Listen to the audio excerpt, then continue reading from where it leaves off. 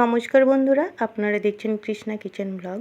Krishna kitchen ব্লগে আপনাদের সবাইকে স্বাগত। আজকে মুগ ডাল দিয়ে দারুণ একটি নিরামিষ রেসিপি আপনাদের সঙ্গে শেয়ার করব। তার জন্য দেখুন, একটা বাটিতে আমি মুগ ডাল ভিজিয়ে রেখেছিলাম 30 মিনিট আগে। তো মুগ ডাল ভালো করে পেস্ট করে নিয়েছি। ওই ডালের মধ্যে স্বাদ মতো লবণ, হলুদ আর কিছুটা পরিমাণ কালো জিরে নিয়েছি। এতে বড়ার টেস্ট কিন্তু খুব সুন্দর হবে কালো জিরে দেওয়ার ফলে।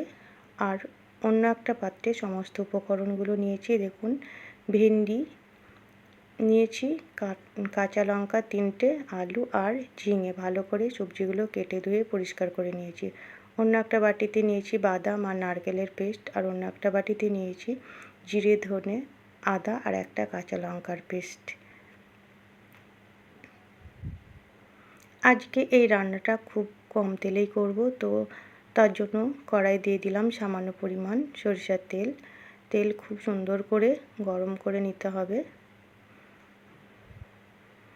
তেল খুব সুন্দর গরম হয়ে গেছে। এবার সমস্ত উপকরণ দিয়ে ব্যাটারটাকে মিশিয়ে বড়াগুলো আমি তৈরি করে নিচ্ছি। এখানে বড়াগুলো আমি মিডিয়াম সাইজের করে নিচ্ছি। আপনারা নিজের পছন্দ মতো ছোট বড় করে নিতে পারেন। আজকে এই নিরামিষ রান্নাটা খেতে কিন্তু দারুণ হয়, আর গরমে খাওয়ার মতো একটা উপযোগী পদ। কিছুক্ষণ পর বড়াগুলো উল্টে দিচ্ছি। এক সাইড ভাজা হয়ে গেছে।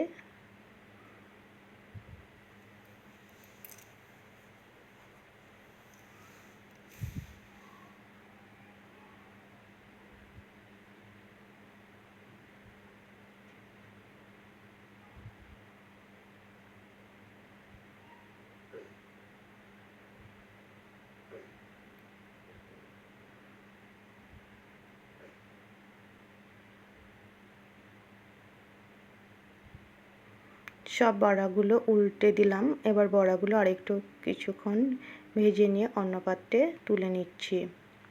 আজকে এই রান্নাটা খেতে কিন্তু দারুণ হয় এই রেসিপিটি। তো সমস্ত বড়া তুলে নেওয়ার পর কড়াইয়ে সামান্য পরিমাণ সরিষার তেল দিয়ে দিলাম। তেল গরম হলে সবজিগুলো দিয়ে দিলাম। এখানে আপনারা চাইলে সবজিগুলো আলাদা আলাদা ভেজে করতে পারেন। আমি আজকে এই রান্নাটা কম তেলে করব বলেই সমস্ত সবজিগুলো একসঙ্গে দিয়ে দিলাম। তাছাড়া সময়টাও একটু কম লাগবে।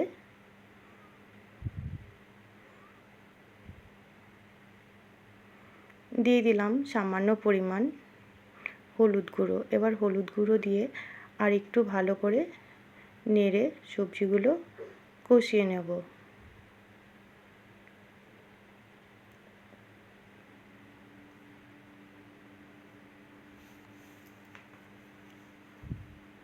তো হলুদ দিয়ে ভালো করে সবজিগুলো ভালো করে একটু নেড়ে চেড়ে ঢাকা দিয়ে কিছুক্ষণ রান্না করে নেব।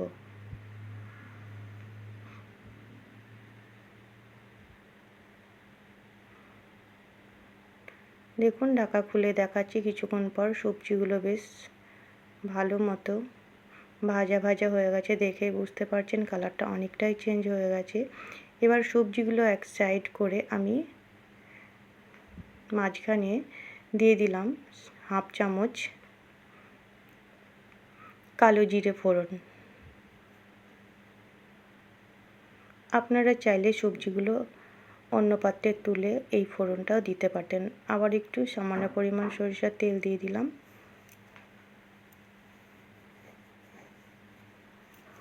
আর দিয়ে দিলাম বেটে রাখা মশলা। এবার মশলার সঙ্গে সবজিগুলো আর একটু বেশ কিছুক্ষণ কষিয়ে নেব, যেন মশলার কাঁচা গন্ধ না থাকে।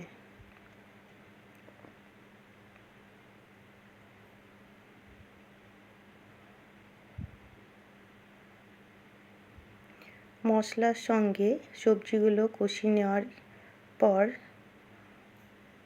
দিয়ে দিলাম স্বাদ মতো লবণ।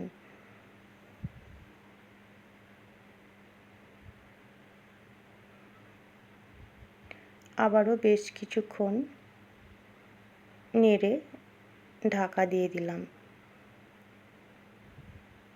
এর ফলে সবজিটা কিন্তু তাড়াতাড়ি মজে যাবে। দেখুন লবণ দেওয়ার পর সবজিটা অনেকটাই কমে গেছে, আর ঝিঙেগুলো দেখুন কমে গেছে এবং আলুগুলো খুব সুন্দর ভাজা ভাজা হয়ে গেছে। সমস্ত সবজিটাই খুব সুন্দর কষানো হয়ে গেছে। এই পর্যায়ে দিয়ে দিচ্ছি বাদাম আর নারকেলের পেস্ট। ওই বাটিতেই পরিমাণ মতো জল দিয়ে দিচ্ছি, যেহেতু আলুগুলো সেদ্ধ হবে।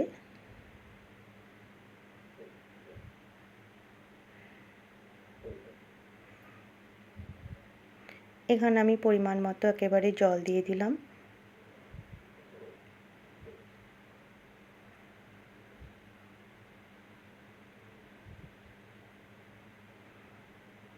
আবারও ঢাকা দিয়ে কিছুক্ষণ রান্না করে নেব। কিছুক্ষণ পর ঢাকা খুললাম, দেখুন খুব সুন্দর ফুটে গেছে, খুব সুন্দর রান্না হয়ে গেছে।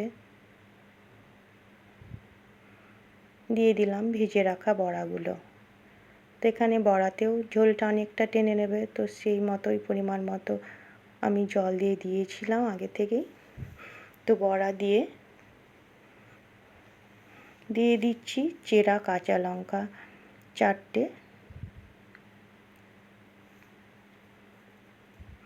কাঁচা লঙ্কার ফ্লেভারটা খুবই ভালো লাগে যে কোনো রান্নায়।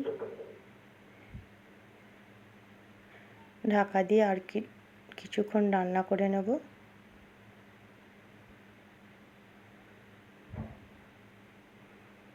ঢাকা দিয়ে দেখুন,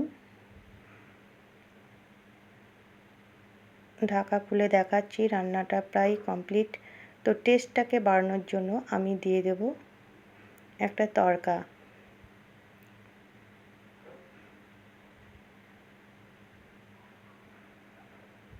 তো একটা আমি হাতাতে তড়কা বসিয়ে রেখেছিলাম, এতে দিয়েছিলাম আধখানা শুকনো লঙ্কা, 10-12টা কারি পাতা আর 1 চামচ সরিষার তেল, সাথে সামান্য পরিমাণ গোটা সরিষা। তো তড়কা দিয়ে ভালো করে নেড়ে আরও 2 মিনিট মতো ঢাকা দিয়ে দেব। তাহলে যে কারি পাতার একটা ফ্লেভার সমস্ত রান্নাটার মধ্যে চলে যাবে, খেতে কিন্তু খুবই ভালো লাগবে। তাহলে বন্ধুরা কত সহজে তৈরি হয়ে গেল নিরামিষ একটি রেসিপি মুগ ডালের বড়া দিয়ে। আপনারা অবশ্যই একবার এইভাবে বানাবেন, দেখবেন খুব ভালো লাগবে। সম্পূর্ণ ভিডিওটি দেখার জন্য অসংখ্য ধন্যবাদ।